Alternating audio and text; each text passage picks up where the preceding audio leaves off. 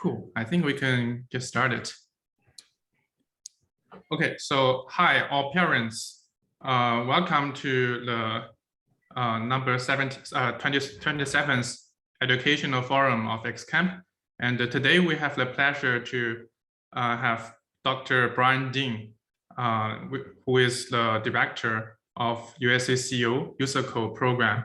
And we'll have him here to share his thoughts about USACO and also answer all parents' questions. And next slide, please. Before that, I will quickly introduce Camp and also our achievement. So Camp started around 5 years ago in Silicon Valley. Charlie and I, two Googlers, we founded Camp, and together with our partner in China, Xinyu Dui. This year, we have 4 students in US National Camp, 1 student in Chinese national team, and we have many more students entering different levels in USACO. And we've already helped our first student to enter MIT as well. So in general, we create Camp in order to promote the love of coding in general, and also we want to have more and more kids love coding, be able to coding, and be confident to coding. And yeah, that's all for this page. Next page, please. And a quick introduction to USACO. USACO is short for USA Computing Olympiad. It tests students' ability to solve complex problems with knowledge of algorithm, data structure, logical reasoning, complexity analysis, and many more. And we aim to build up the foundation for students to be successful in STEM in academia or industry. I hope this is not wrong. I'll let Brian and Dr. Dean to correct me later. This looks good so far. Yeah. And overall, there are 4 levels in total: bronze to silver to gold to platinum. And after platinum, there's no more level, but they do have a US National Camp where I believe it's around 25 to 30 students get together every year. They have around a 1 week camp to select 4 students to represent the United States national team. And there are 4 times of USACO tests a year. And each time, all levels will be tested. And the USACO is well recognized in college admission. And also USACO prepares students really well for their future study in, no matter it's in industry or in academia. Okay, so enough talking from me, and I think everyone is here for Dr. Brian Dean. So Dr. Brian Dean is the professor and chair of Computer Science Department in Clemson University. He's the director of USACO. I believe Brian Dean have been working on this for more than 15 years. USACO is one of the several most famous national coding competition activities and programs, and is world famous. Lots of students in China and in other countries participate in USACO as well. And every year, Professor Dean paid lots of effort to prepare the USACO test in order to let students to get to this very good platform to sharpen their skills. And today we'll have him to share his thoughts over USACO and answer questions. Yeah, that's all. Welcome, Professor Dean. Thank you. Well, thank you so much for the invitation to speak. It's always a pleasure to attend these sessions, virtual or in person, and to kind of try and promote USACO and algorithmic computer science in general. Apologies in advance. I'm getting over a cold, so my voice is not what it usually is. My wife says it's not COVID. We've had plenty of COVID tests. She's actually the director of our COVID testing lab on campus. So I've had many COVID tests. It seems like an old-fashioned cold. So I'll try and do the best I can with the questions you guys have. I'm happy to answer any and all questions that come up during this session. hopefully this can be kind of a fun, informal Q&A sort of event. I'll keep my eye on the Zoom chat, and I think you have some questions already queued up in advance that I can start to talk about. We actually just finished our national training camp this past week.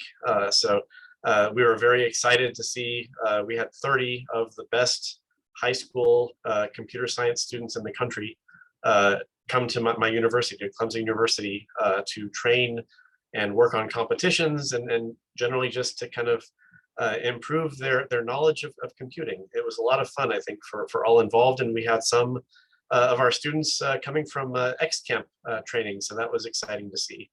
And we're very grateful as well to have Camp support and sponsor USACO. Actually, one question I'm often asked is, how do you pronounce USACO? Is it USACO or USACO? And I actually don't know. I've heard it pronounced both ways, and I'm not sure that there is a standard pronunciation. So pick whichever one you prefer. But I'll start with the questions on the slide here, and then I see there's a couple in the Zoom chat that I'll get to as well, and feel welcome to prompt me if there's one that scrolls by that I miss. What are the changes for the 21-22 season? That's an easy one.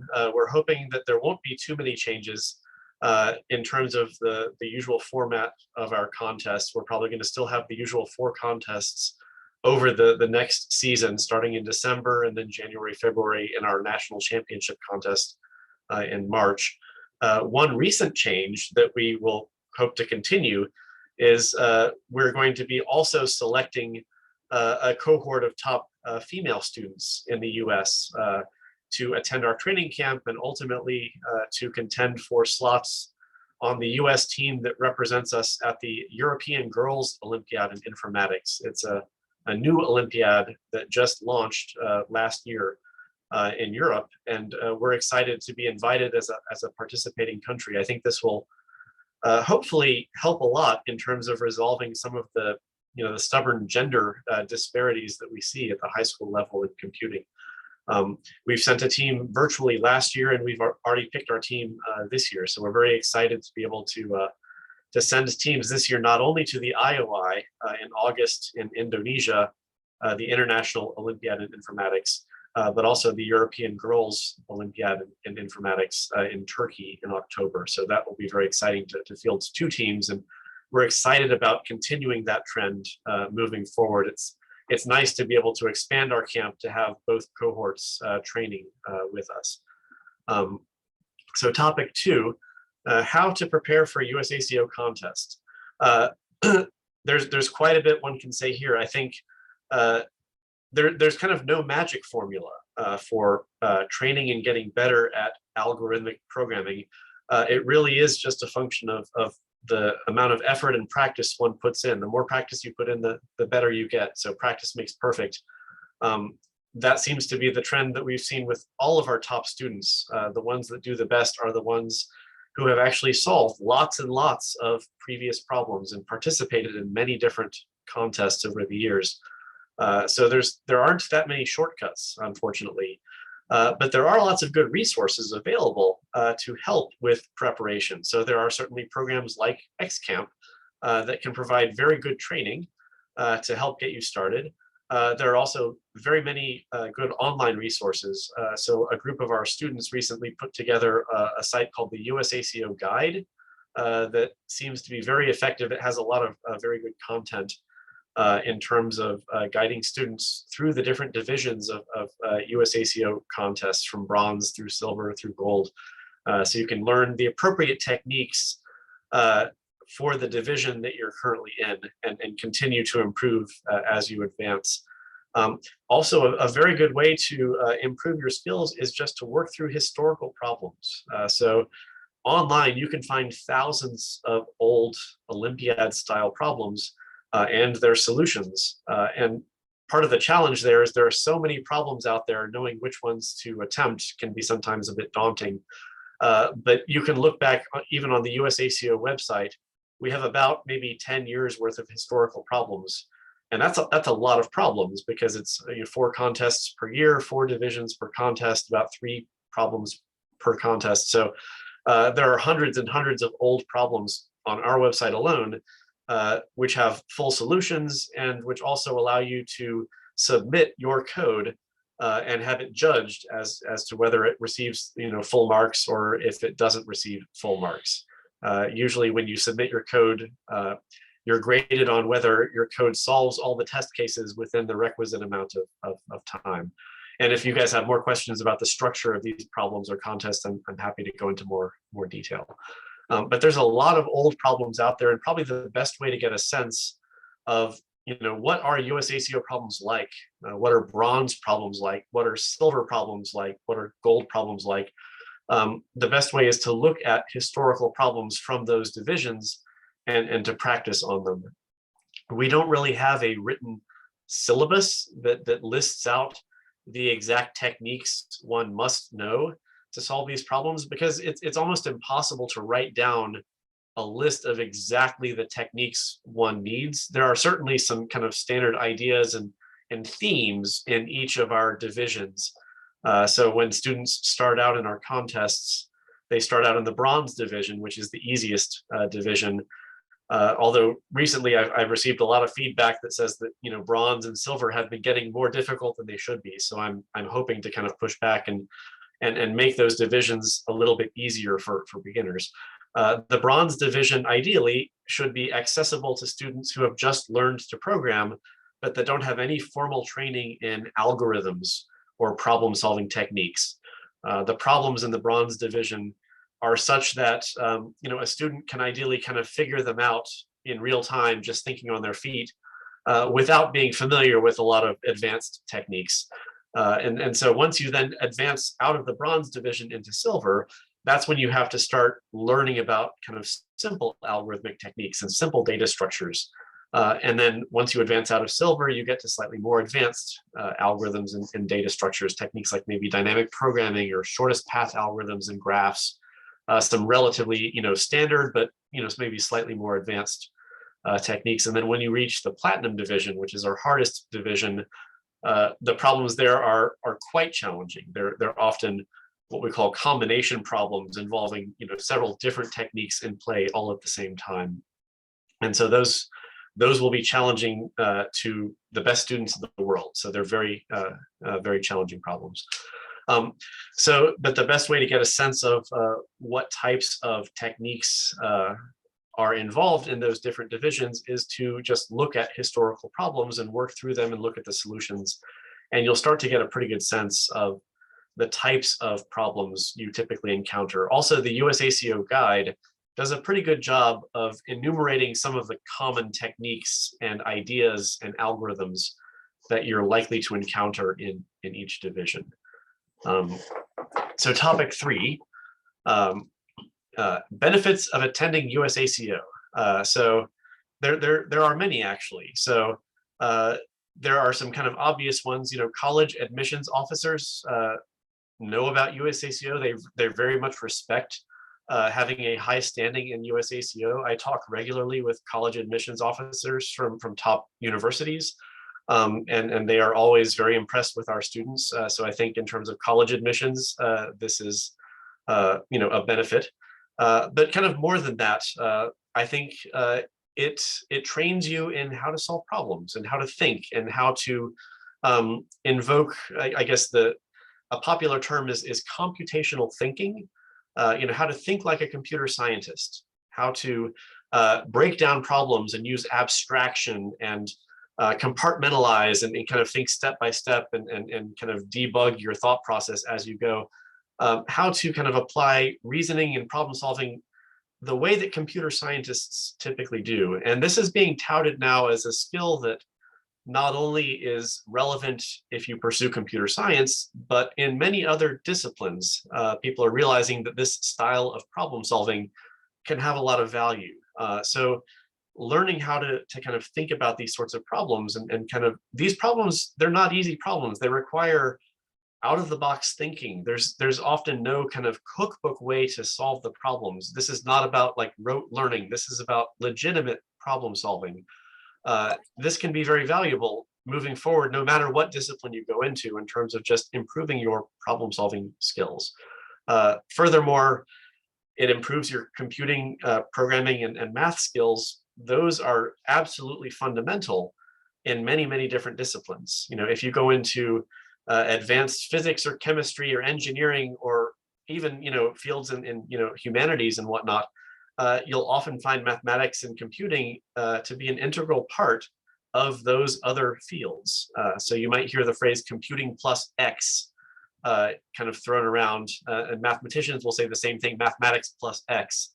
I think a very valuable combination of skills nowadays is to have a strong background in computing and mathematics, plus possibly some other domain expertise in other areas, and you can do some very exciting things by combining those things. And at the very least, most innovations happening in other fields are happening because of analyzing massive data sets and the ability to solve large-scale computational models and things like this. So knowing about computational problem solving will open a lot of doors in terms of your future studies, your future career options, and whatnot. One final benefit is that if you apply for jobs, if you haven't noticed, most of the questions that you get asked in job interviews, technical job interviews, happen to be of the flavor of kind of competitive programming problems. And so most of our participants in these contests have just a very easy time breezing through their technical job interviews, because they are asked the types of problems that they're used to solving on a daily basis in these programming contests. So there are many benefits. For me personally, this is why I ended up as a computer science professor. So I was on the US IOI team in 1994. This probably dates me a little bit, but that kind of was life-changing for me. I realized that I actually could be a world-class problem solver and computer scientist. So that helped me get admission to MIT. That helped me kind of have the confidence to pursue advanced study at the graduate level and eventually become a professor in a field that I really love. So I think this sort of study can really help you figure out what are you interested in for your future career, and does that involve some sort of flavor of computation. And then I guess that kind of segues into topic 4. How does the USACO help for future study in the real world? It is true that competitive programming problems are kind of contrived. They're not really indicative sometimes of real world problems, which can be kind of messy and have unspecified aspects and whatnot. But they kind of have to be, because they have to be solvable in the time span of a programming contest. However, even though math and computer science contest problems are kind of well-defined and contrived things sometimes, they do actually teach you techniques that are extremely relevant in the real world. So if I think back about a lot of the research results that I've published in my professional career as a computer scientist, many of those were actually inspired by problem-solving tricks that I've learned about through competitive programming. So I think there's been a really nice interplay between what I've learned as a competitive programming participant and the techniques I've been actually able to apply in the real world to solve real world problems. The techniques that we study are extremely applicable in many different areas. That's one nice thing about the field of algorithms, is that they are very generic. One second.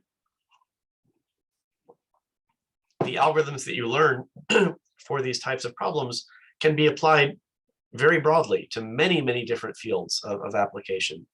And so I think that there is a lot of value in pursuing programming contests and math contests and things like this. Even though they're not solving real world problems right away, they do teach you a skill set that will enable you to more effectively address real world problems moving forward.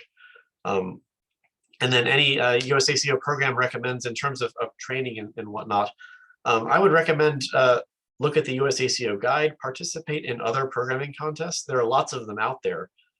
There's the Google Code Jam contest, there's Code Forces, there are many other programming contests, many of very high quality in addition to our own. And so there are just lots and lots of resources available to you on the internet that you can take advantage of. And if you're in an area like the Bay Area, there are lots of great training programs like XCamp as well that you can take advantage of. So there are just lots of opportunities, I think, in this space to improve your skills and to have fun. That's the ultimate. It's a lot of work. It's challenging. It's frustrating sometimes. But at the end of the day, I do it because this is just, it's intellectually stimulating. It's a ton of fun to participate in these sorts of endeavors. And I think that's a great reason to participate as well. So let me see if I can catch up with some of the questions that are scrolling by in the chat. We have quite a few of them. Let's see. So starting out, how is the US team doing in the international competitions in recent years? Quite well, actually. I would say our biggest competitor is China. The last year at the IOI, China placed 1st through 4th. They had all 4 of their team members come in the top 4 slots, which is a little atypical even for China. And then we placed 5th. The last 3 years before that, we had the 1st place international IOI overall individual winner from the USA. So we have actually done quite well. Of our 4 team members, I'd say we usually get about 3 gold medals at the IOI. That's our kind of usual standing now, which has improved quite a bit. A few decades back, maybe we'd get 1 gold medal and a couple silvers and bronzes, but now we're among the very top competitors at the IOI. So whatever we are doing in our training, it seems to be effective. Our students are doing very well. I think our training differs a lot from other countries. We actually try and focus on out-of-the-box thinking and training our students to be comfortable with problems that are kind of outside of the normal types of problems that they encounter. So at our training camp, for example, we will give them problems that are kind of very far out in left field, and just to kind of make them able to handle those types of problems if they should encounter them, in addition to training on standard techniques. Okay, let me see what other, and feel welcome if there are other questions I'm missing. Let's see. During the last USACO competition season, yes, some of the competitions were a lot more difficult than the first one. Does it signal a significant change to the difficulty level and the scope? I've received this feedback a lot, and the answer is that we do not intend to raise the difficulty level. Sometimes that happens unintentionally. It is, as you might imagine, very challenging to set contests year after year and have the difficulty be exactly the same. Sometimes we have different people set the problems, and sometimes to us, because we're setting the same problems over and over again, we don't realize until a contest that the problem that we're asking is actually a little more difficult than it should be. And so I think last year we did unfortunately have a couple of problems that were maybe a little bit more difficult than they should have been. My goal is to kind of try and bring things back to where they should be for the next season, so that we're a little more in line with the kind of the aspirational goals for the divisions. Bronze really should be accessible to new competitors and such. So yes, we're aware of that issue, that the problems have gotten more difficult, and we're trying to kind of fix that issue. Of course, at the high levels, in platinum, the problems are going to, of course, remain quite challenging. How many hours does it take to pass platinum? I would ask around different students. I'm not sure there is one universally agreed upon number. It just takes a fair amount of work. I would say probably it takes maybe a year or 2 of solid engagement in these sorts of problems to reach the highest ranks, which is kind of what you might expect, because if you reach the top ranks of platinum, you are a world-class problem solver at that point. And so you shouldn't expect that to happen overnight. That does take a fair amount of effort and practice to reach that level. Is there a recommended level of math education for USACO? That's a good question. A lot of our problems are somewhat mathematical. They require, I think, the same sorts of problem solving skills that mathematical problem solving involves. but we usually try to limit like strong mathematical prerequisites. So we don't require that students know any sort of advanced math to solve our problems. However, you do need to be able to do, I would say, kind of discrete math and a little bit of maybe combinatorics to know if the algorithm that you're thinking about using will be fast enough. Because to do that, you often have to work out a little bit of math and add things up in different ways, kind of do the back of the envelope figuring to recognize if your algorithm is going to be fast enough or slow enough, or if it's going to take up too much memory, for example. So there definitely is a lot of mathematical reasoning involved with solving these problems, but I'm not sure that you can kind of phrase it in terms of, oh, you need to have at least trigonometry or at least calculus. We don't tend to use like trigonometry or calculus in our problems. It's more kind of just general mathematical problem solving ability, and I would say kind of more discrete math and combinatorial thinking. So kind of adding up summations, things along those lines. Let me see what other questions we have here. The questions in the gold level and above are getting harder. Those I don't expect to get much harder. So one of the responsible parties there is that, like I said, we placed first in the IOI for about 3 years in a row. The folks who did that, in particular, people like Benjamin Chi, are phenomenal problem solvers and very talented problem setters, but they also tend to ask very challenging problems. And so they have kind of contributed to an influx of quite challenging problems at the high end of our contests. I don't expect that the level will keep going up. I think that it's kind of gone up just naturally. There's kind of, in general, over the years been just kind of a natural trend towards inflation of difficulty in all of these contests. And that may continue a little bit, but hopefully it will not continue at a dramatic rate. So the goal is to try and keep like I said, the difficulty of the different divisions in check as much as possible. And at the very least, I would hope in the more complicated divisions to at least have a range of difficulties present. So we don't have like 3 super difficult problems. Maybe we have an easy, a medium, and a harder problem or something, so that all of the students participating can feel like they're making reasonable progress on those contests. Is there an age limit for USACO? There's no lower limit on age. In terms of upper limit, I would have to look up the exact details. There's an upper limit for participants in the IOI, and that's the same that we would abide by. Generally, that's high enough that it would never, we've never had an issue with that. I think it might be something like 20 years old in July of the year of the IOI or something. It's usually well above the typical upper age of a high school student. So the upper age usually is not an issue.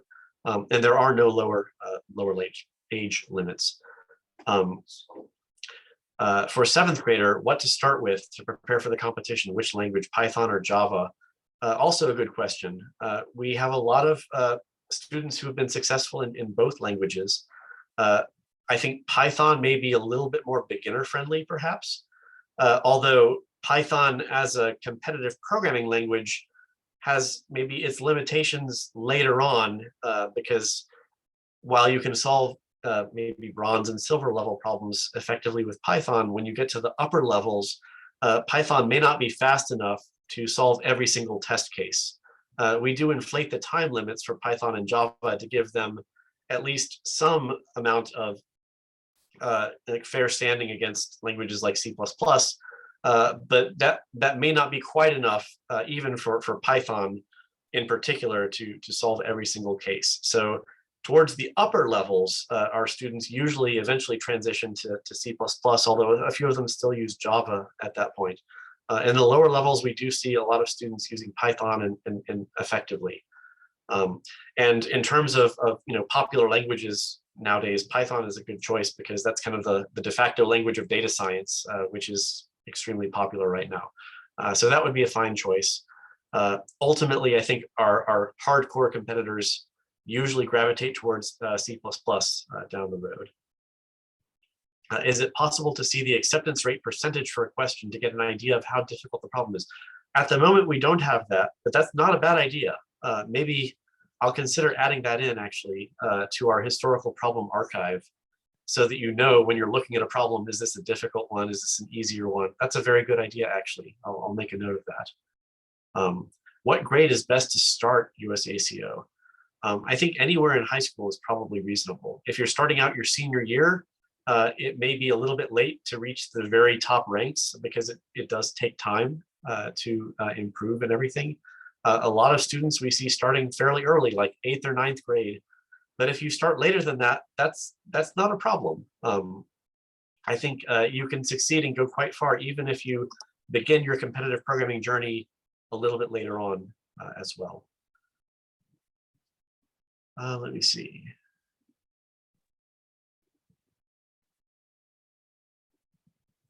Looking through the chat here to see if there's any other.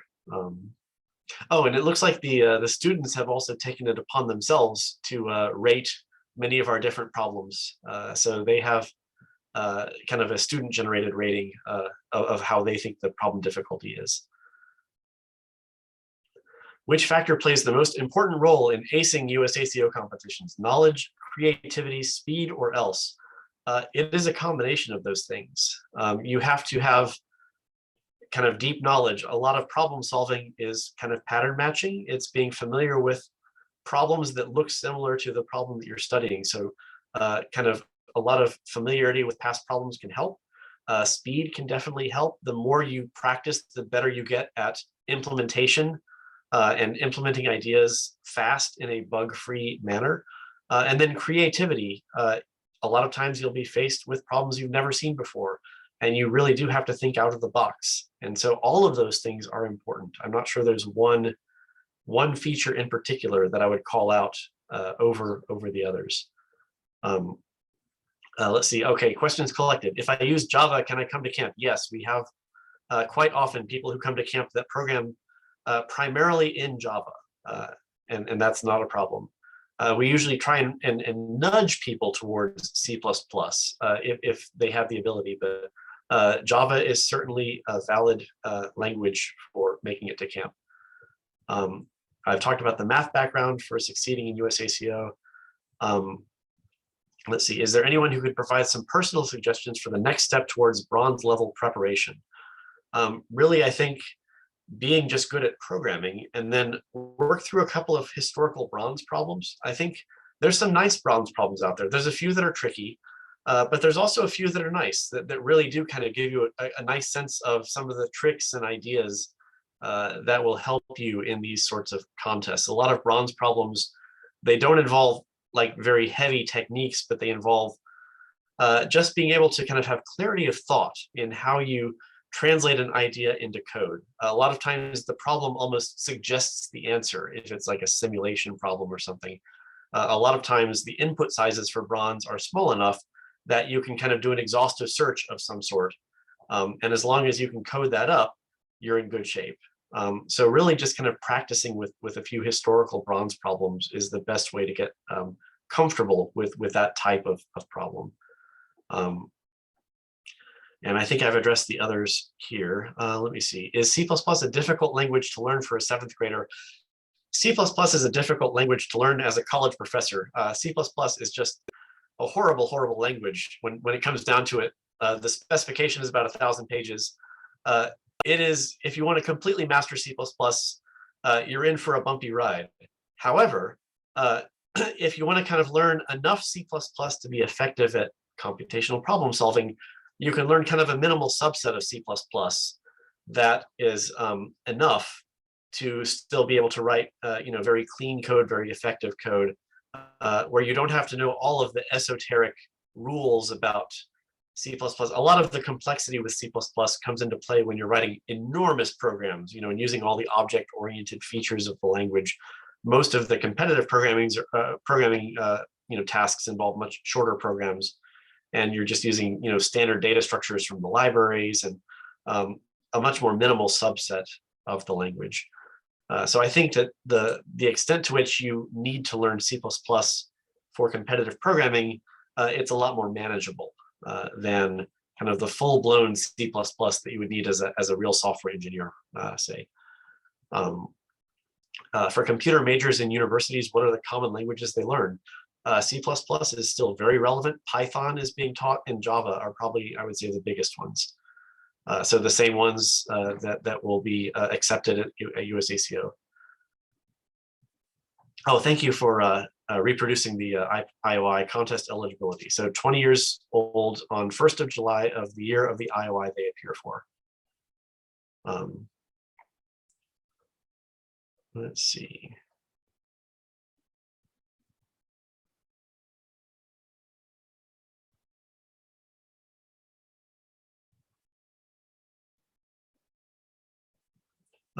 Let's see. What's the most popular competition for college students in computer science major? At the college level, there's the ACM, Association for Computing Machinery, ICPC contest, the International Collegiate Programming Contest. And that's a huge contest. It involves thousands and thousands of students worldwide. So there are also a lot of nice options for competitive programming at the college level. It's a little different structure. It's a team-based contest as opposed to an individual contest, but it's also a lot of fun.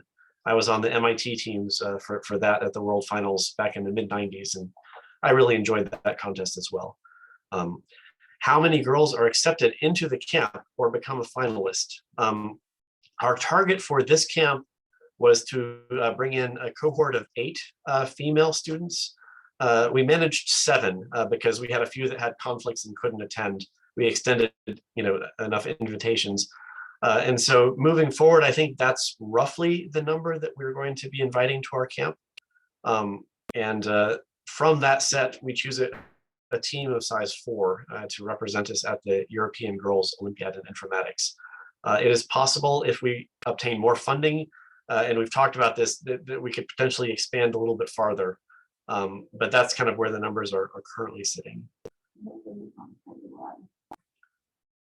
Let's see. What is it?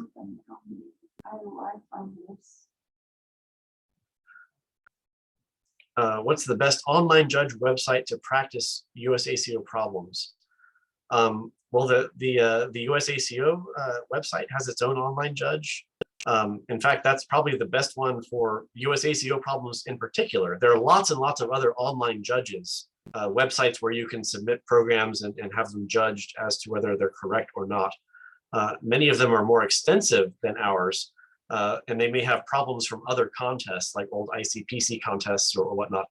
So there are lots of resources out there, but for USACO problems in particular, I would just recommend the USACO website and online judge.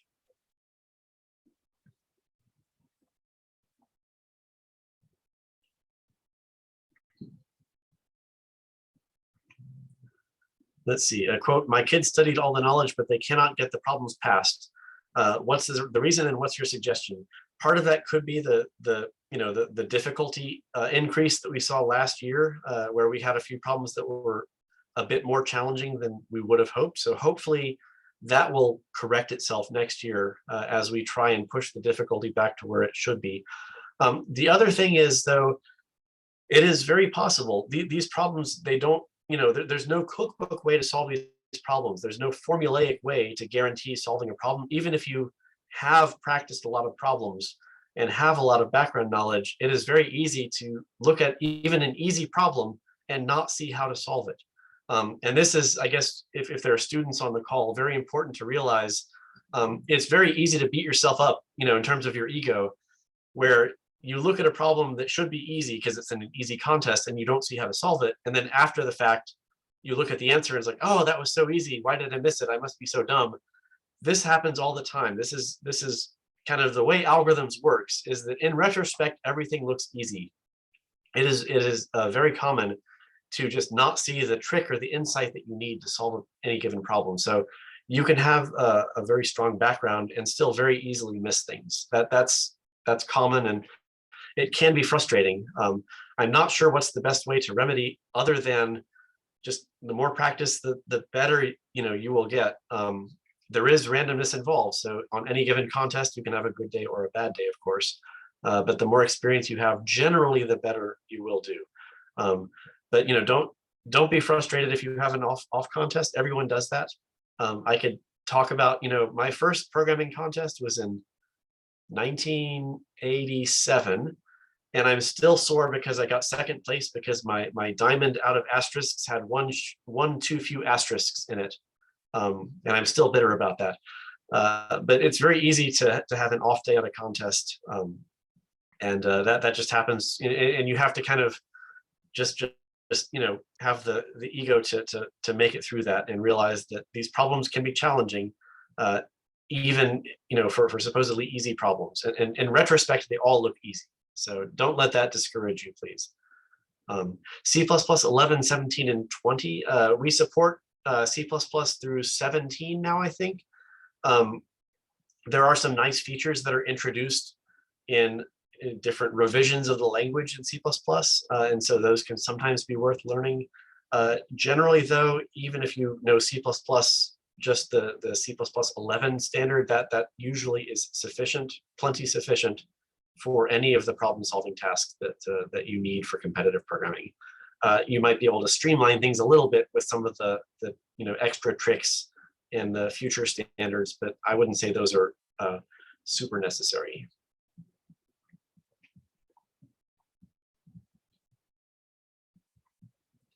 Let's see. How does the USACO camp look like? What do the finalists do in the 1 week camp? I can say a bit about that because we just finished our camp. So generally we have about one full contest per day. And some of the students also have kind of more of a lecture heavy. The younger students generally have a lecture heavy curriculum as opposed to a contest heavy curriculum. So if they're not taking contests, then they're getting lectures. And so they have to put up with me lecturing them on advanced data structures for 6 hours in one day, for example. And I'm always amazed at how the students at camp can accept 6 hours of data structure lectures and still be enthusiastic to learn more. So we have a very rigorous, academic component to camp. We also have a lot of fun contests, kind of, they'll write little AI bots to play against each other in a game, that sort of thing. We might have a lot of enrichment speakers.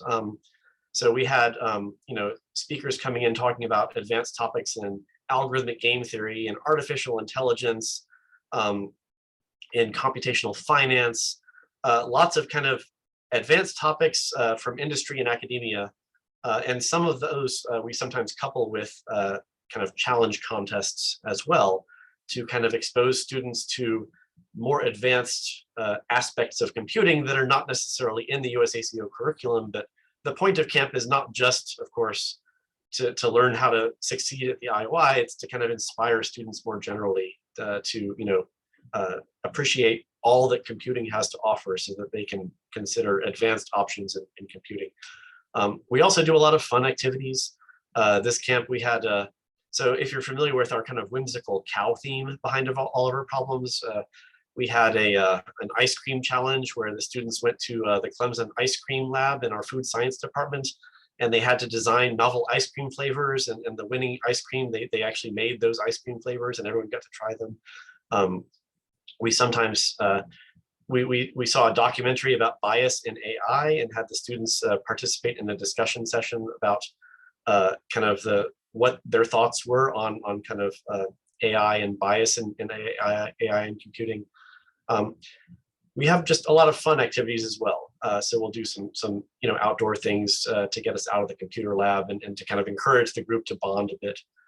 The students stay up way later than they should, playing card games and other sorts of kind of fun social activities. I think a lot of fun is had by all. By the end of the week, they're thoroughly exhausted, as are the coaches. And I think if you're curious about other camp activities, feel welcome to ask the ex-camp participants who recently went to our camp, and they can tell you about all the fun details. Okay. Maybe can someone clue me in on, am I missing things from the chat?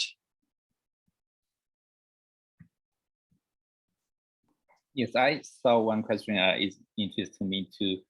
Currently it's like online contest for 4 days. Do we have any plan to make it on site or make it like in the same time to avoid some kind of cheating? Yeah. Cheating is always a challenge because it is an online contest, and this is something that kind of keeps us up at night a little bit, because back in the ancient past, we did used to have a proctored contest for the national championship. The trouble is, it's very hard to support that at scale, and we also want to make sure that we can broaden our participation, broaden our base of people who can take part in our contest as much as possible. And being online allows us to do that. The more we move towards in-person contests, the more that limits the numbers of participants in a bad way. So I think the plan is in the near future to continue with online participation. I think there's a trend towards reaching out to more and more kind of local contests. A lot of our students actually are running local competitions, on-site competitions. And so we can try and still have a presence kind of in the on-site world by working through student clubs that are offering regional competitions. And if cheating becomes a serious issue, we may have to go back to having a proctored contest at some point. I don't think it's at that point. I mean, the students that are making it to our camp are clearly, they're all qualified to be at camp. And so it does not seem like cheating is a substantial issue at the highest levels. Cheating is perhaps, more common maybe in bronze, but it's maybe a little less critical in bronze than it is at the higher levels when things like camp admissions are at stake. We pay a lot more, close attention to cheating at the higher levels. I think this year, after our December contest, our first contest, I disqualified maybe several thousand competitors for cheating. So that's a disturbingly high number, but we are taking active steps to address and punish cheaters effectively. The punishment for cheating is quite high. So we have a lifetime ban for any student who's basically who we catch cheating. And in many cases, we also contact their teachers and principals. And we've even had students expelled from their high schools because of cheating incidences in USACO. So that should hopefully serve as a strong deterrent for students that are considering cheating. And I think most of the cheating that I see is coming from overseas to a large extent. It's not as much concentrated in the US. So to some extent, they're only hurting themselves. I think it's not affecting the selection for the US team at that level.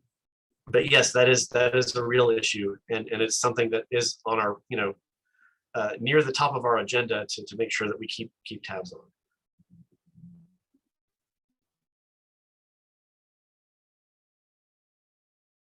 Thank you.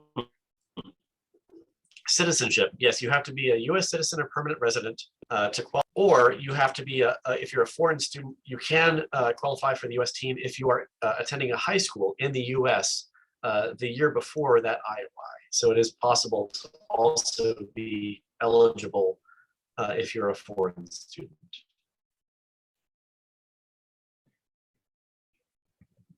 Yeah, I saw an interesting question. One parent asked, hi, Brian, do you recommend students who take competitive programming stop playing video games? I think Joe also answered, right? Some part of it. Because this is the campus also play video games. So this is what the overlap between video games and competitive programming? Yeah, I think video games can be a very effective on-ramp into programming.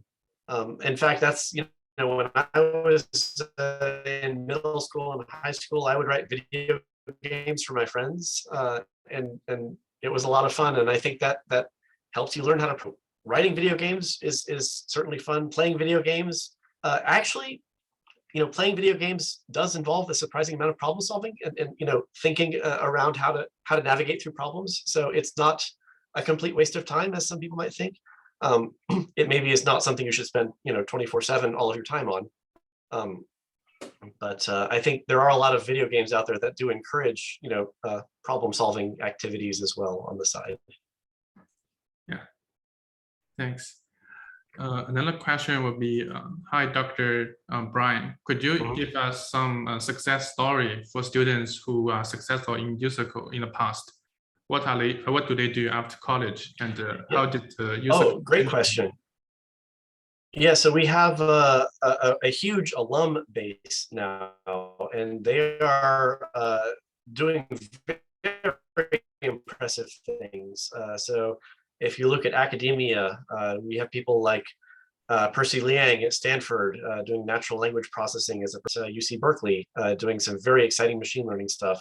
Eric Price at UT Austin, Richard Peng, who has kind of revolutionized algorithms for solving linear systems. He was at Georgia Tech and now at Waterloo.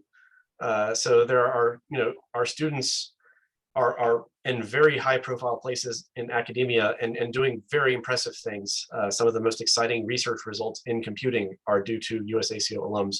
If you look at industry, lots of course, high profile tech companies, kind of quant firms on Wall Street, lots of startups, I think, involve USACO alums. Some prominent names might be, so Adam D'Angelo, the CEO of Quora. He was the CTO of Facebook, I think, before that. Lots of USACO alums have started companies that have been very successful. So I think there are many different success stories for our alums. Thanks. I see a few questions. Are the girl campers doing the same activities or are they having a separate session at camp? They're doing the same activities as the other campers. I think we had one contest that was a separate contest for the EGOI team qualification, but everything else was joint. What is the passing rate for girls in the USACO contest? That's an interesting question as well, because this also speaks to the general state of gender disparity in the computing pipeline at the high school level. In the bronze division, we see maybe about 20% females. And I think that's maybe the same rate that you'll see universally for female participation in computer science at the high school level.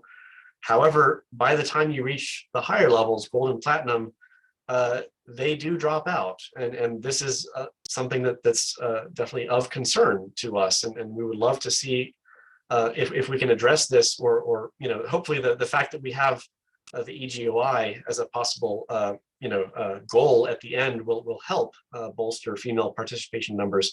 But the numbers definitely decrease by the time you reach the higher divisions.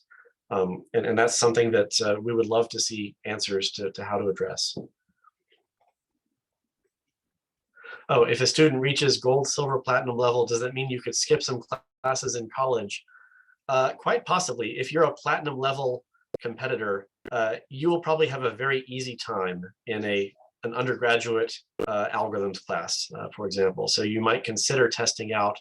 Although, as someone who actually took those classes instead of testing out, I think I still learned from kind of seeing the material. If you take the classes kind of at the college level, you'll see a different angle on a lot of the same algorithms. You'll see a little bit more mathematical depth and a little bit kind of a richer view of some of them than you would from the competitive programming perspective. And so there might still be something gained by taking the college classes, even though you'll probably have an easier time with them. So maybe you can take more advanced classes earlier, but I wouldn't try and test out of everything probably just right off the bat.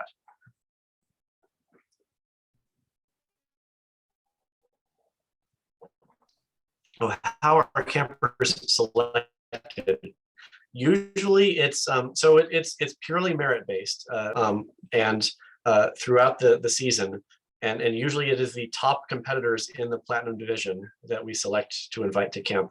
The only case where we look at other factors than performance in the contest is sometimes we look at the year in school of a competitor, because if you're a senior, this is where it matters. We would only want to invite a senior to camp if they have a realistic chance of making the IOI team.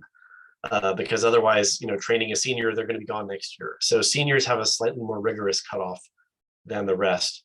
But generally, we look at pretty much, it's primarily just your performance in our contests that we look at. And we sometimes look at things like trends as well. If someone has an off day on a contest, we recognize that can happen. So there is a little bit of subjectivity involved. If someone does stellar on every contest but one, the coaches have the prerogative to, take that into consideration when they choose the camp. It's not chosen automatically. The camp, the coaches do deliberate on the set of campers to make sure that we believe we're inviting the right set of people to our camp. The other situation where the cutoff is a little bit more rigorous is if you have been at camp before, then we expect to see reasonable improvement from last year to the current year to earn another invitation back to camp. Yeah, thanks a lot for all the questions from the parents and students, and also thanks Dr. Dean so much for his time here.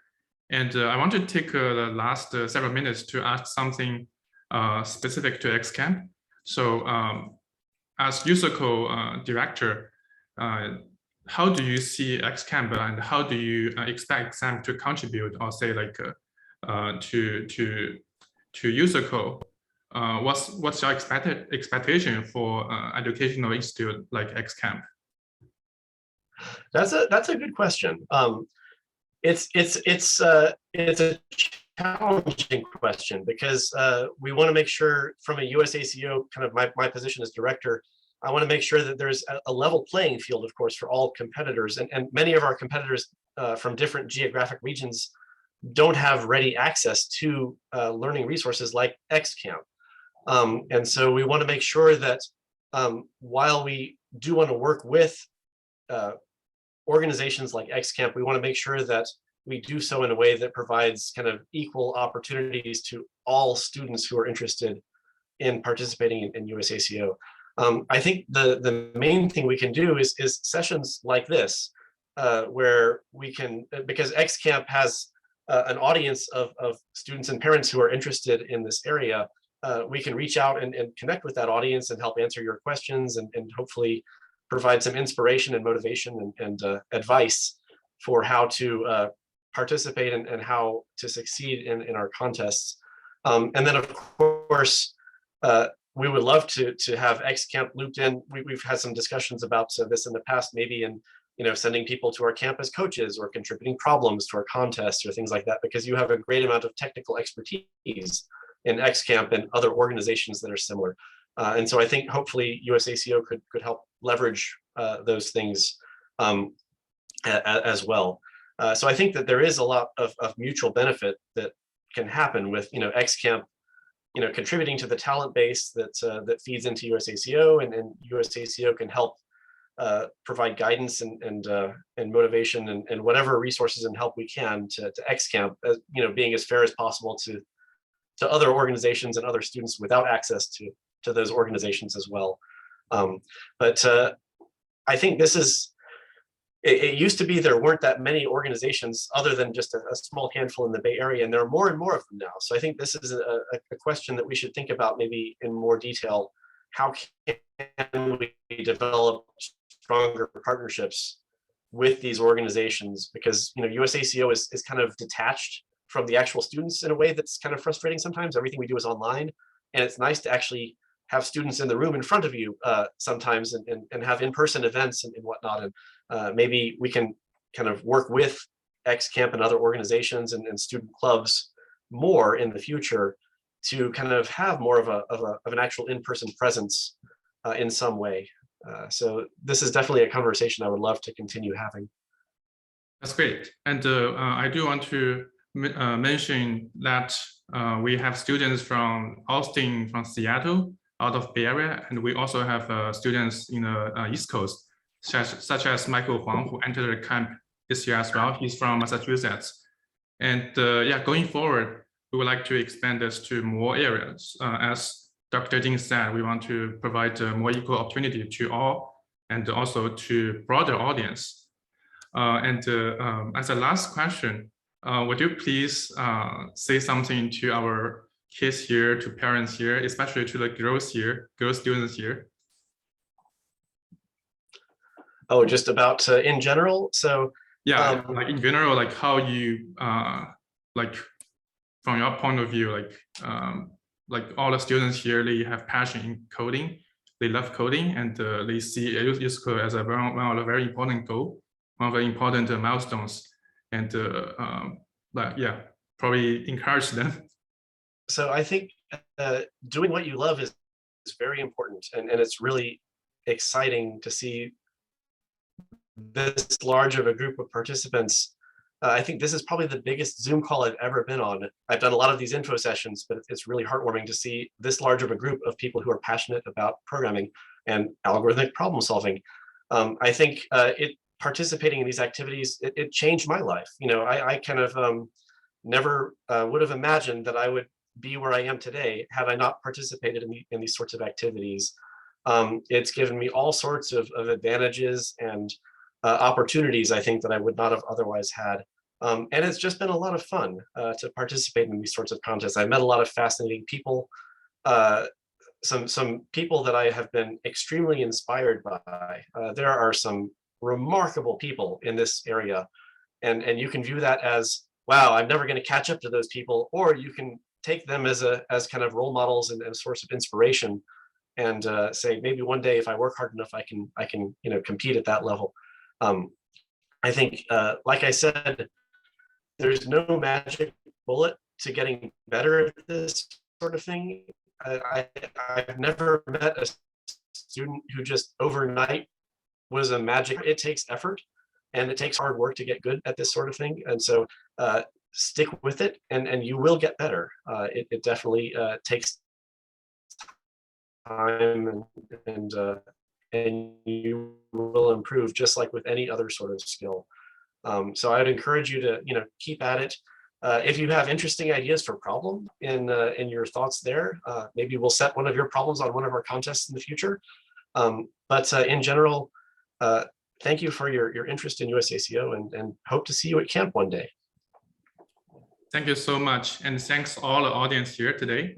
Thanks for your passion in coding, and thanks Dr. Dean for his time and for his effort in organizing this platform and for the opportunity here.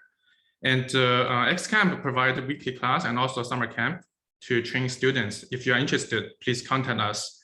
That's all for today. Thank you so much. We will invite Dr. Dean again sometime in the future. And yeah, hope to see you again later. Thank you so much. Bye. Thanks again. Bye. Bye-bye. Thank you. Thank you.